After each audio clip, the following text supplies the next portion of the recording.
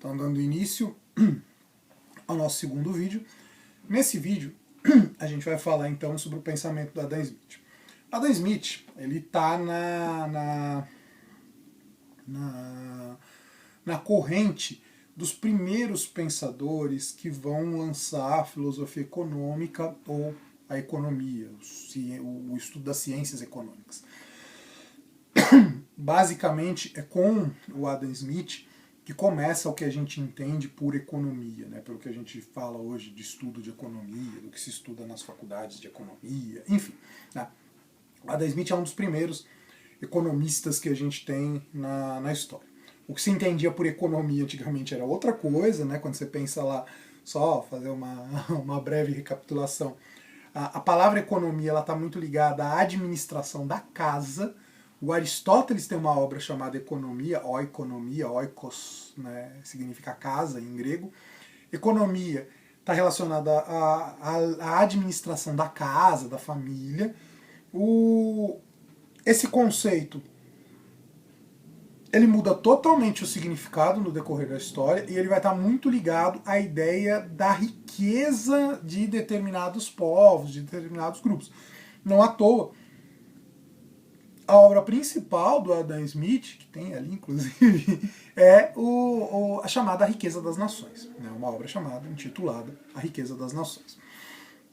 O que o Adam Smith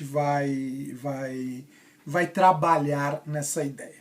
Ele vai, de alguma forma, ali, meio que herdando o pensamento do Locke, ele é mais ou menos também contemporâneo, um pouquinho posterior, ele vai, também em inglês, do mesmo lugar, inclusive, ele vai fazer uma análise do como deve ser, aí mais especificamente, a função do Estado na economia.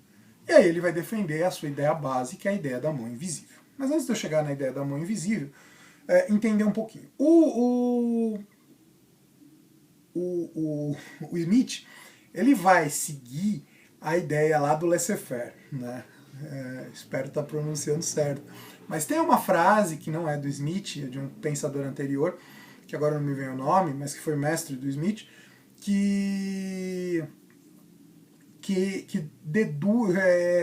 sintetiza a expressão, sintetiza o pensamento liberal do liberalismo econômico. Laissez-faire, laissez-passer, le monde va per lui-même. O que significa essa frase? Deixar passar, deixar fazer, que o mundo vai por si mesmo. Então, em outras palavras, volta-se àquela ideia lá. O governo não tem que se meter na economia.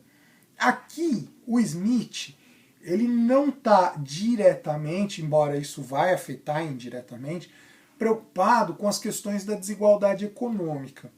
Ele está preocupado com as questões da concorrência. Então, assim, de acordo com o Adam Smith, ele vê como muito positiva a concorrência. Tanto que a mão invisível dele é isso, né? É a mão invisível da concorrência, do mercado, que vai regular a economia. Então, tentar entender como que isso funciona. Você tem lá uma empresa X que produz um determinado produto, né? Produz uma determinada mercadoria e só ela vende aquela determinada mercadoria. Ela é a primeira que surge no mercado que vende aquela determinada mercadoria. Enquanto é só ela pode botar o preço que ela quiser. Ela é a única. Ou você consome aquilo que aquela empresa quer, ou você não consome. Você não tem opções. Né? Vamos pensar, eu costumava fazer essa dinâmica, na verdade eu fiz uma vez essa dinâmica, né, com empresa de refrigerante. Vamos supor, surgiu lá uma empresa X que vende um refrigerante de coloração preta, tal, que não sei o quê. Ela é a primeira, ela está vendendo aquele refrigerante. Sendo ela a primeira e a única até então, você não tem condições de negociar com aquela empresa para ela baixar o preço. Ela põe o preço que ela quiser. Quem quiser consome, quem não puder não consome. Quem quiser pague o preço que eu quiser, que eu estou colocando. Então sou lá o dono dessa empresa de refrigerante preto com a latinha vermelha. Quero colocar o preço R$10 a latinha. Só tenho eu coloco o preço que eu quiser.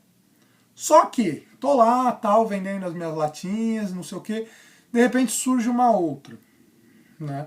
Surge uma empresa que vem com um produto parecido com o meu e lança no mercado o produto, né, com a mesma coloração, tá, uma latinha azul. Vende esse produto por R$ 5. Das duas, uma.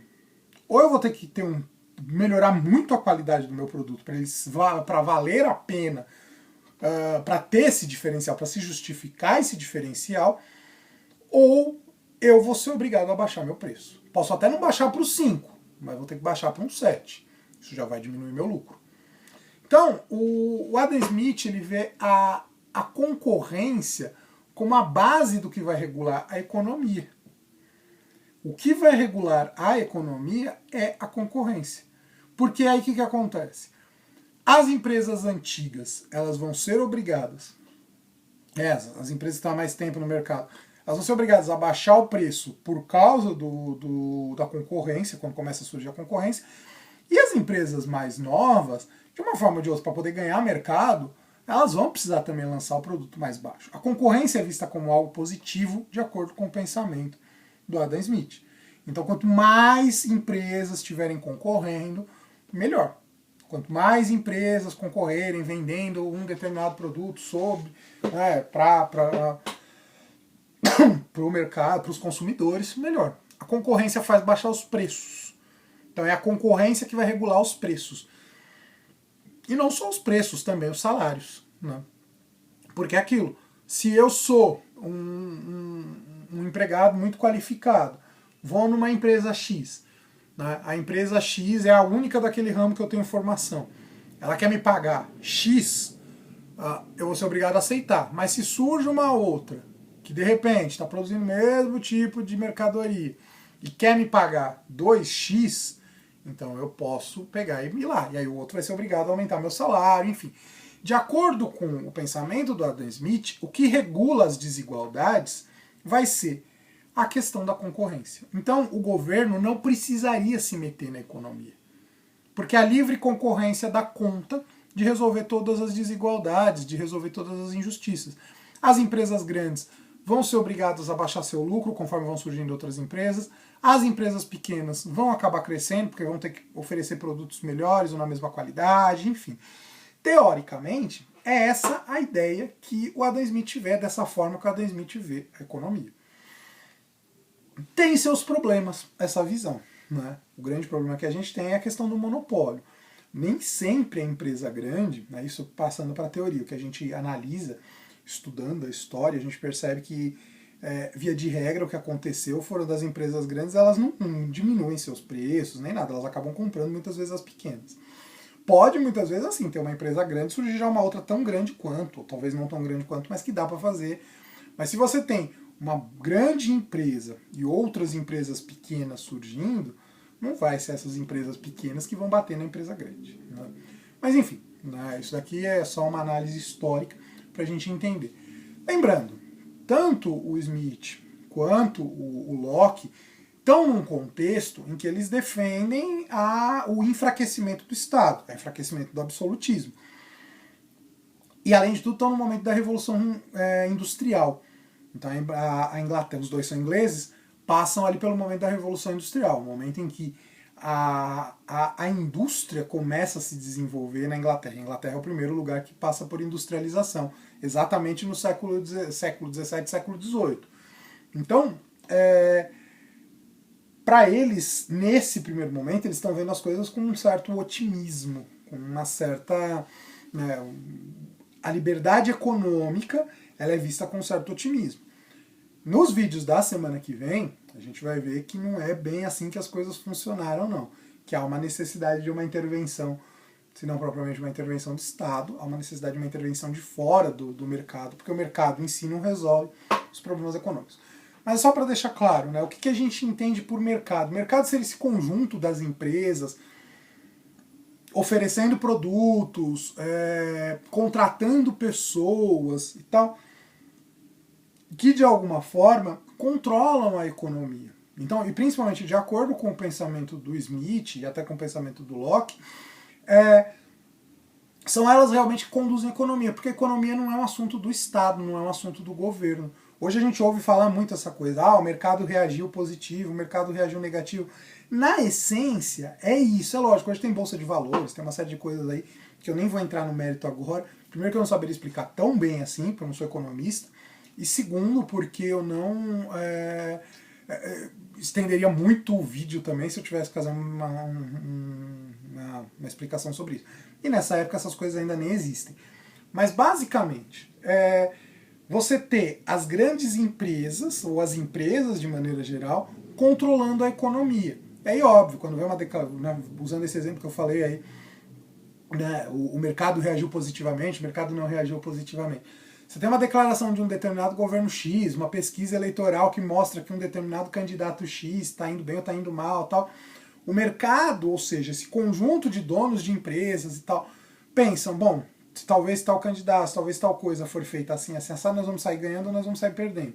E aí, óbvio, o mercado reage positivo ou negativamente. Você tem queda de valores na bolsa, enfim. Tentando explicar o mais resumidamente para vocês entenderem aí.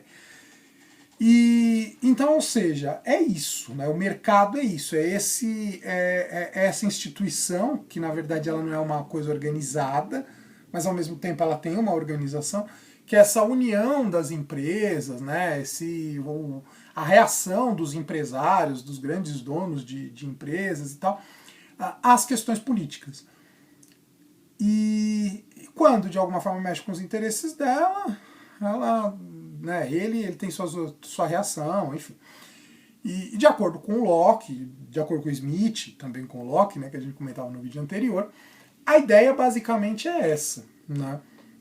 Deixar a economia andar por si mesmo, porque a economia teria leis, assim como a própria natureza tem as suas leis, a economia também teria suas leis e ela vai se regulando por si só. E ela vai resolvendo os problemas de grandes empresas, pequenas empresas, a concorrência, a desigualdade, enfim. E vai muito do esforço, né? Quanto mais uma empresa se esforça, mais ela tem chance de crescer. Quanto menos uma empresa se esforça, menos ela tem chance de crescer ou se manter na sua posição. Basicamente é isso, né? Eu acho que com isso eu encerro o que eu queria falar aí sobre o liberalismo, tanto político, mais no pensamento do Locke, quanto econômico, mais do pensamento do Adam Smith.